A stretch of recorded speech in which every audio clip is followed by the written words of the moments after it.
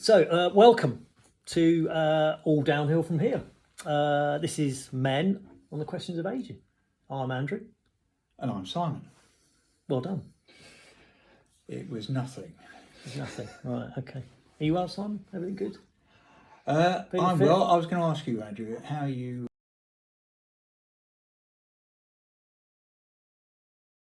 Who knows? You and me too. I know, but the trouble is I went for a run end of last week.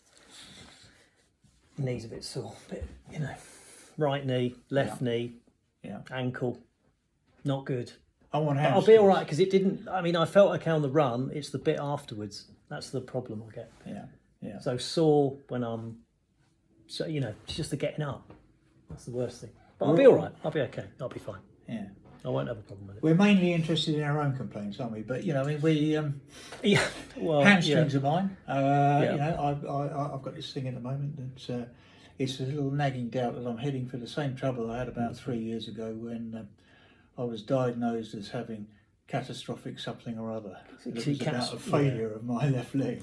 Yeah, see, anything with catastrophic, mind you, my football's been catastrophic for about 10 years, so... Well, at least it's only 10 in your case. It is, yeah, exactly. But I've got to keep going. It's fine. I'll be, a couple of beers afterwards, and I'll be all right. Absolutely. I think. Well, look, time will tell. Why are we talking about this stuff? We manage our pain in order to play football. Yep. And the question has to be asked that at some point, do we give it up for a low impact alternative? You see, what do you say? I say no. You know what I'm talking about. I do know what we talk. Well, we've talked about this. And a lot of the people I play footy with are worried about the low impact option, the C word. They're worried about it.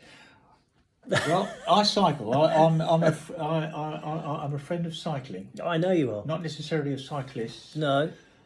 But they're a funny breed, aren't they? Well, they're a new breed. They are a new breed. Well, they are a new breed, but I don't quite know where they fit. I'm not quite sure if I fit in it. I don't think there's much room for you on the road anymore. No, exactly. If that's what you're driving at. So, there has been a phenomenal boom in cycling. There has been a big boom, but I've got a bike. I cycle places. Mm-hmm.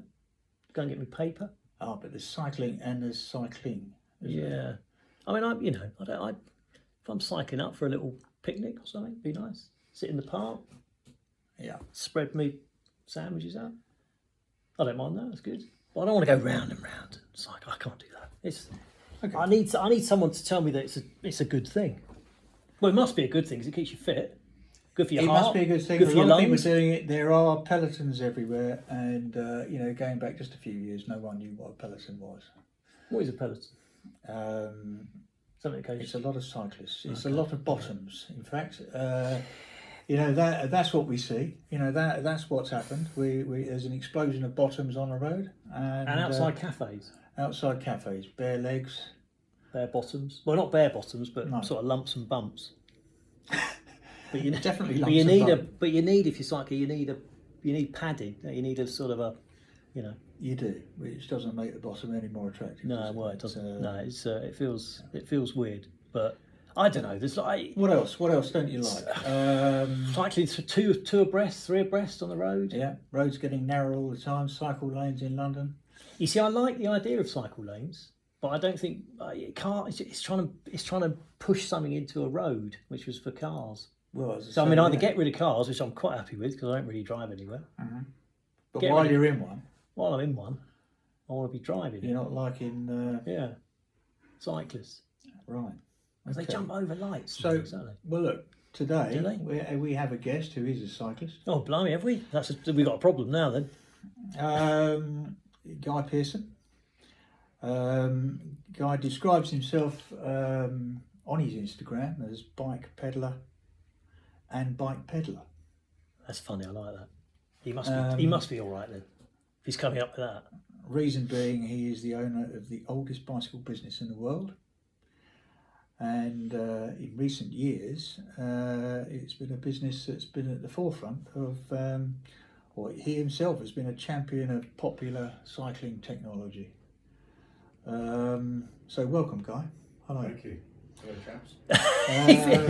He feels slightly uncomfortable now. Well, just to follow that up, I mean, it could be said that you are, in fact, the Robert Oppenheimer that fueled the cycling explosion. With all that we've just said, how do you live with this? Are you proud of what you've done? Yes, I invented something for a different reason. Yeah. Yes. Well, anyway, thank you for having me. Yeah.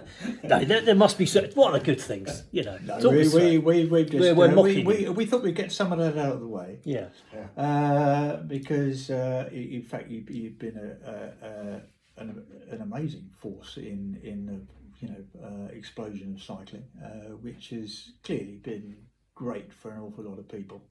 I personally enjoy cycling. I get out. You cycle everywhere. I go a few miles. I don't go Guy sort of distances, but I do go miles, and it does me good. But Guy, tell us what are the positives as far as you're concerned? Well, I could sort of go back. What's been a bit great about Rolls well, Royce? yes, I mean, there's a lot of history here. So the boom in cycling is not new now. It was new at one point, and I don't know really when we sort of can actually work out exactly what date, what sort of time of year, what date was the boom was. So in the industry, because I'm in the industry, as well as being a sort of avid cyclist, we think that the real boom came in the sort of 2012 Olympics sort of time. Mm-hmm. Yeah. And that was the sort of turning point, certainly for the UK, where it went from being a very popular sport and an up and coming sport to a massive sport, to a game changer sport, a sport where people moved from other sports to go and do this sport, which was around about the Olympic time, which is around about the time as well that Bradley Wiggins won the Tour, which was a big sort of moment, certainly for this country. But leading up to that, it was already very popular.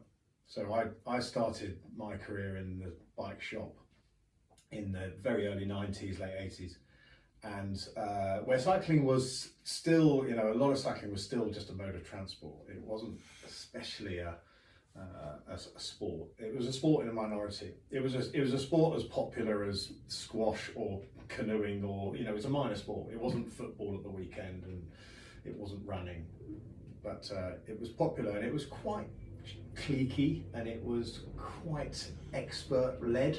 So you had to sort of know, and a lot of cyclists were cyclists because their families were cyclists. They came from mums and dads who were cyclists, mostly dads. And so at that time it was sort of starting to come up in the early 90s, and a number of things happened. People wanted to ride their bikes to work more, which was sort of something that really sort of created a bit of a expansion in the industry, just providing different types of bikes, and there's some development within bikes that made that a bit better and a bit more possible, especially for commuting and stuff. Like a Brompton, I suppose. Yeah, like Bromptons and folding bikes and very early electric bikes and a few things like that. And another thing that happened was bikes that just had one gear, single speed bikes, which were suddenly sort of became the ideal commuter, because there was like low maintenance, simple bikes.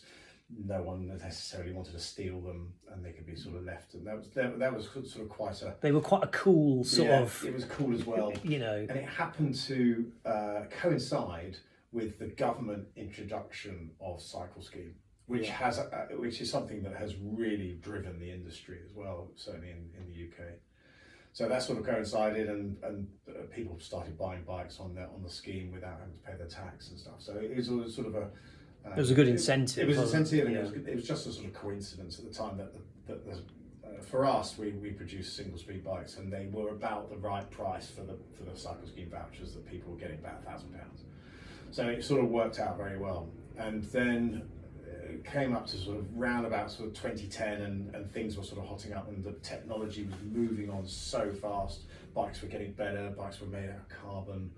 and there was a lot of aerodynamic technology. Electric gears came in, and all that sort of really sort of high-end techie sort of electronics, which people actually loved and were drawn to.